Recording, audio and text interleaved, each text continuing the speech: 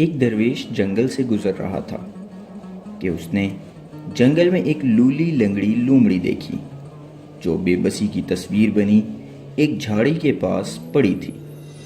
درویش دل میں سوچنے لگا، یہ لومڑی بیچاری لاچار ہے، کہیں آ جا نہیں سکتی، اپنا شکار کیسے کرتی ہوگی اور اپنا پیٹ کیسے بھرتی ہوگی۔ درویش یہ باتیں سوچ ہی رہا تھا کہ ایک شیر ایک گیدڑ کو منہ میں دبائے ہوئے وہاں آیا، لومڑی کے بالکل پاس آ کر اس نے کچھ شکار کھا لیا اور باقی وہیں چھوڑ کر وہاں سے چلا گیا۔ لومڑی نے گیدڑ کے اس بچے کھچے گوشت سے اپنے پیٹ کا جہنم بھر لیا اور اس کی بھوک کی ضرورت پوری ہو گئی۔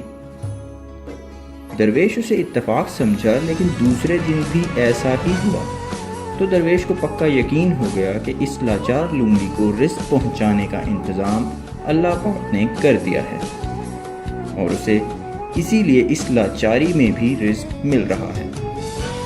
اس نے دل میں عہد کر لیا کہ میں بھی اب رزق کے حصول کے لیے کوشش نہیں کروں گا اور ایک جگہ بیٹھ کر اپنی روٹی کا انتظار کروں گا۔